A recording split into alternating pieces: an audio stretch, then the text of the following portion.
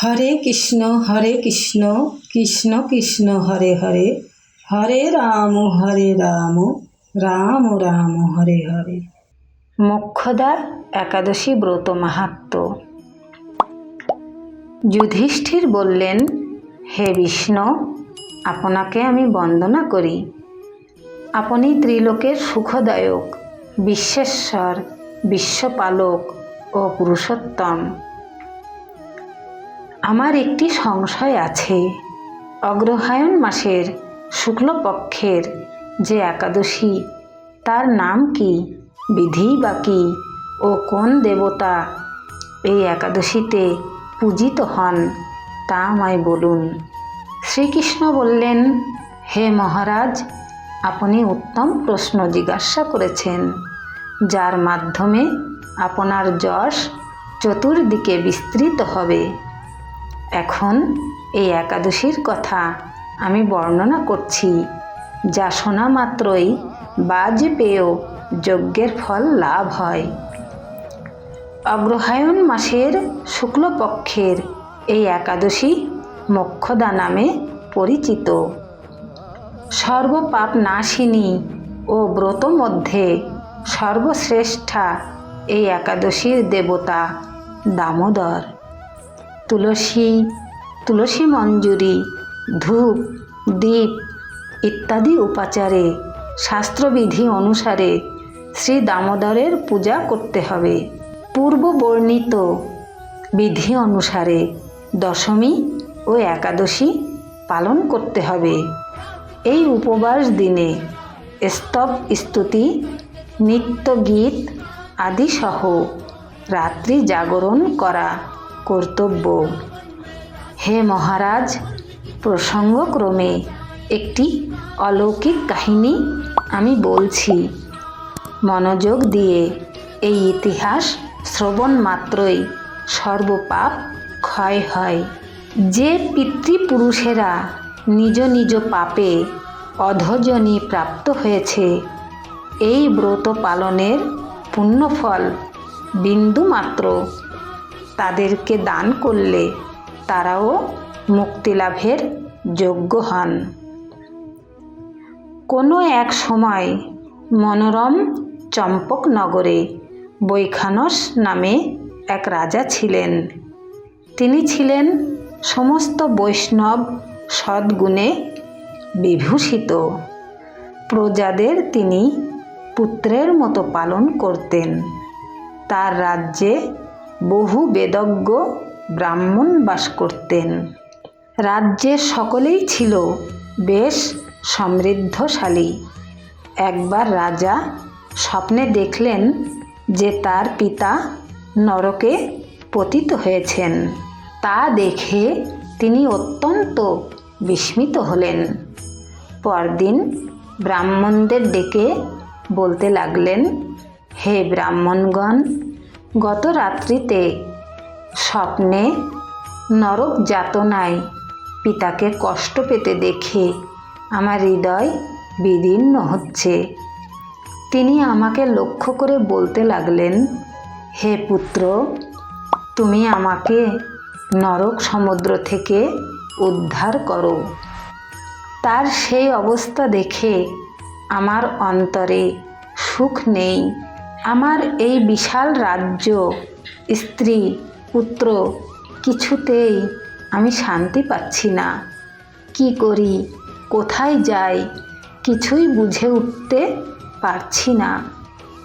আমার পূর্বপুরুষেরা মুক্তিলাভ করতে পারেন এমন কোনো পুণ্যব্রত, তপস্যা ও যোগের কথা আমাকে উপদেশ করুন। আমি তা অনুষ্ঠান করব। আমার মতো পুত্র বর্তমান থাকা সত্ত্বেও যদি পিতামাতা, পূর্বপুরুষেরা নরক যন্ত্রণা ভোগ করতে থাকেন, তবে সে পুত্রের কি প্রয়োজন?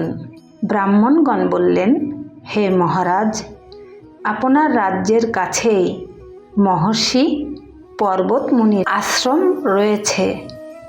তিনি ত্রিকালজ্ঞ। তার কাছে আপনার মুক্তির উপায় জানতে পারবেন। ব্রাহ্মণদের উপদেশ শ্রবণ করে মহাত্মা বৈখানস তাদের সঙ্গে নিয়ে সেই পর্বতমুনির আশ্রমে গমন করলেন। তারা দূর থেকে ঋষিবরকে সাষ্টাঙ্গ প্রণাম করে তার কাছে গেলেন। মুনিবর রাজার কুশল বার্তা জিজ্ঞাসা করলেন। রাজা বললেন, হে প্রভু, আপনার কৃপায় আমার সবই কুশল। তবে আমি একদিন স্বপ্নযোগে পিতার নরক যন্ত্রণা ও কাতর আর্তনাদ শুনে অত্যন্ত দুঃখিত ও চিন্তাগ্রস্ত হয়েছি। হে ঋষিবর, কোন পুণ্যের ফলে তিনি সেই দুর্দশা থেকে মুক্তি পাবেন তার উপায় জানতেই আপনার শরণাগত হয়েছি। রাজার কথা শুনে পর্বতমুনি কিছুক্ষণ ধ্যানস্থ হয়ে বললেন, হে মহারাজ, পূর্বজন্মে তোমার পিতা অত্যন্ত কামাচারী হওয়ায় তার এরকম অধোগতি লাভ হয়েছে। এখন এই পাপ থেকে মুক্তির উপায় বর্ণনা করছি। অগ্রহায়ণ মাসের শুক্লপক্ষের মোক্ষদা একাদশী পালন করে সেই পুণ্যফল পিতাকে প্রদান করো। সেই পুণ্য প্রভাবে তোমার পিতার মুক্তি লাভ হবে। মুনির কথা শোনার পর রাজা নিজ গৃহে ফিরে এলেন। সেই পবিত্র তিথির আবির্ভাবে তিনি স্ত্রী পুত্রাদি সহ যথাবিধি মোক্ষদা একাদশী ব্রত পালন করলেন। ব্রতের পুণ্যফল পিতার উদ্দেশ্যে প্রদান করলেন। ওই পুণ্যফল দানের সঙ্গে সঙ্গে আকাশ থেকে পুষ্পবৃষ্টি হতে লাগল। হে পুত্র, তোমার মঙ্গল হোক, এই বলতে বলতে বৈখানস রাজার পিতা নরক থেকে মুক্ত হয়ে স্বর্গে গমন করলেন। হে মহারাজ যুধিষ্ঠির, যে ব্যক্তি এই মঙ্গলদায়িনী মোক্ষদা একাদশী ব্রত পালন করে তার সমস্ত পাপ বিনষ্ট হয় এবং মৃত্যুর পর মুক্তি লাভ করে। এই ব্রতের পুণ্য সংখ্যা আমিও জানি না। চিন্তামণির মতো এই ব্রতটি আমার অত্যন্ত প্রিয়। এই ব্রত কথা যিনি পাঠ করেন এবং যিনি শ্রবণ করেন উভয়েই বাজপেয় যজ্ঞের ফল প্রাপ্ত হন। ইতি শ্রী শ্রী মোক্ষদা একাদশী ব্রত মাহাত্ম্য সমাপ্ত। হরে কৃষ্ণ কৃষ্ণ কৃষ্ণ হরে হরে, হরে রাম রাম রাম হরে হরে।